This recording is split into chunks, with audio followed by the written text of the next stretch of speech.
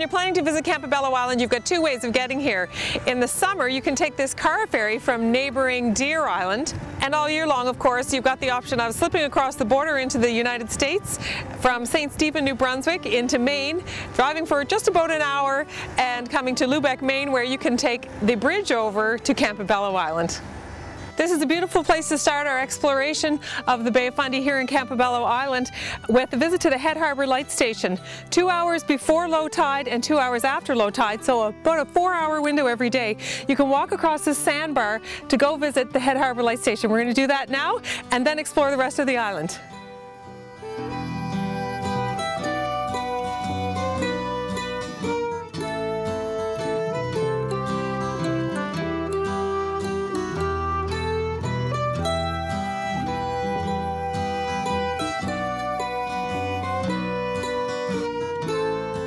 This is so beautiful, the absolutely quintessential Bay of Fundy lighthouse experience here at Head Harbour Light.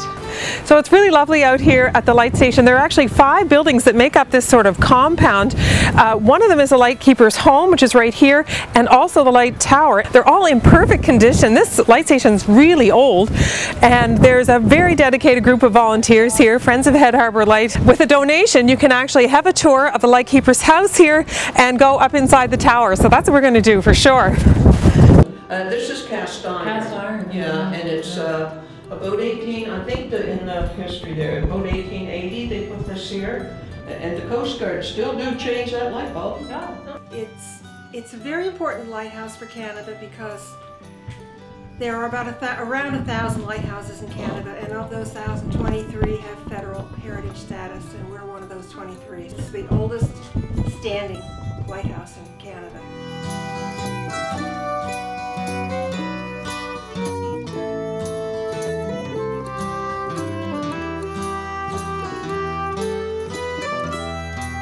If you sense a certain international flair on your visit to Campobello Island, well, you'd be absolutely right.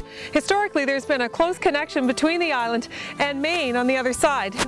This is the town of Lubec, Maine, and it's only about a half a kilometer or so across Head Harbour Passage here. It offers the main access point to Campobello Island via bridge.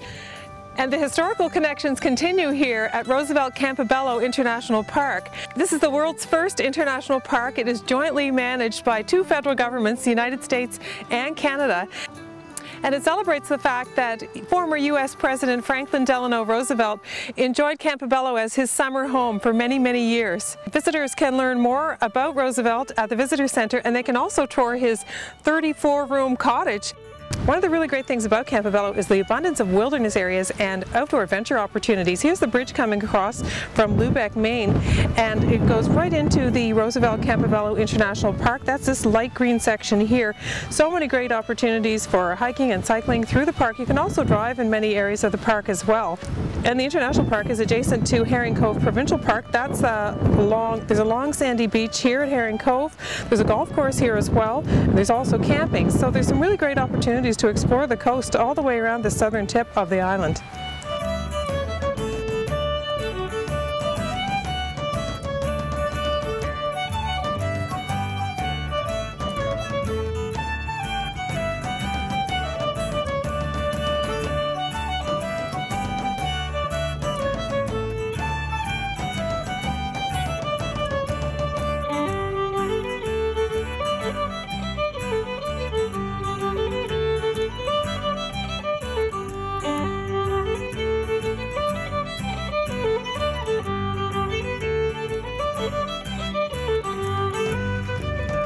Wow, there sure is excellent cycling here on Campobello Island on the coastal roadways and also on the trails. I have to say I've developed a particular fondness for the carriage trails here inside the International Park. They're absolutely beautiful with this nice birch canopy over the trails, walking trails and cycling trails.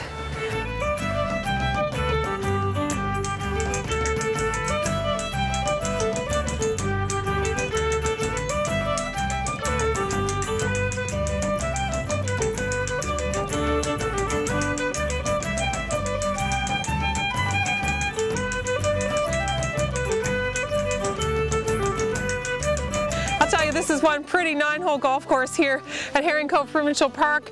Beautiful panoramic view here on the putting green and on the first tee of that lovely long beach. So we'll go down there and explore that later. In the meantime, I've got to do a little practicing here.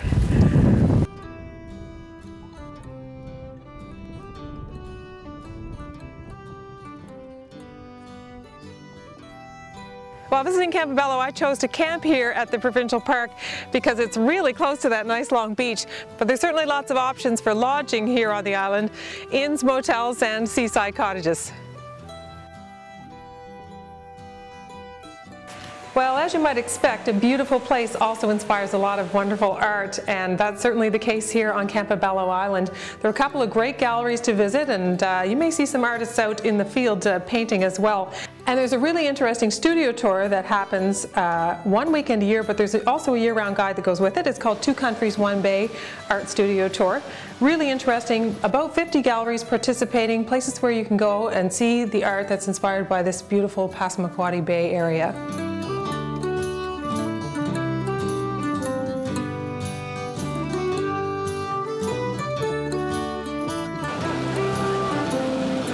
When you're out on the Bay of Fundy, you can actually participate in whale watching because we need every set of eyes to be looking all around the boat to look for some telltale signs of whale action. These are usually things like a fin in the water, perhaps a tail, also a flat spot where a whale may have just gone under, as well as birds and porpoise. When you see a lot of bird and porpoise action, that usually means that there are herring around, and that's often a sign of a feeding area for whales.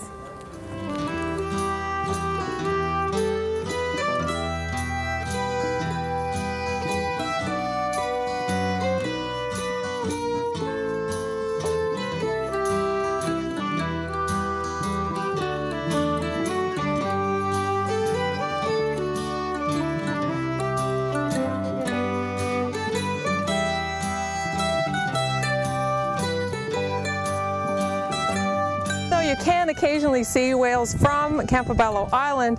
It's always best to come out on a whale watching tour, and we're out with Island Cruises this afternoon. There are whales all over the place out here. You can tell we're in the Bay of Fundy. We're having a great time.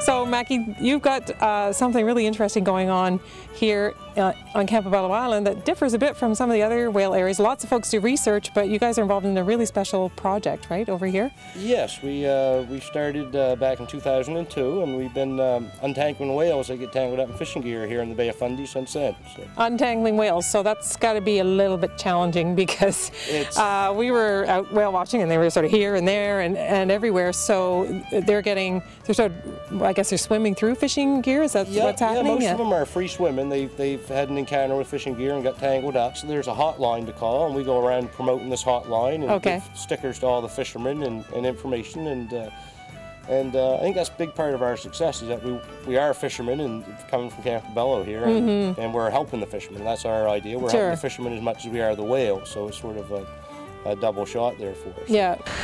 Well, I'm back at the lighthouse. A few hours after we were here before at low tide, we were walking across to visit the lighthouse. It is higher tide now.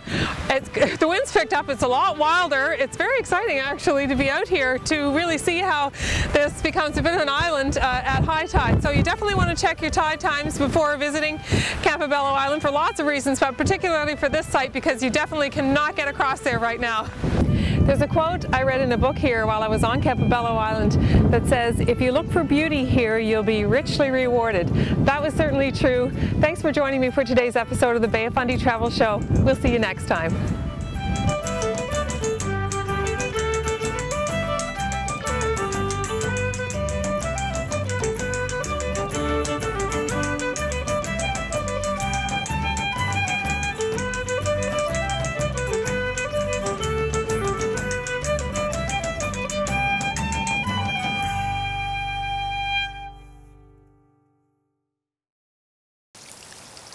So there's this legend here on Campobello Island that if you drink from the barrow well while you're visiting, you're sure to come back.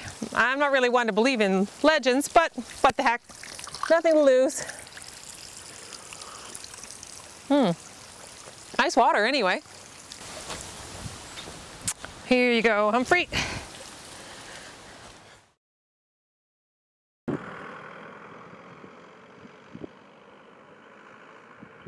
Whoa!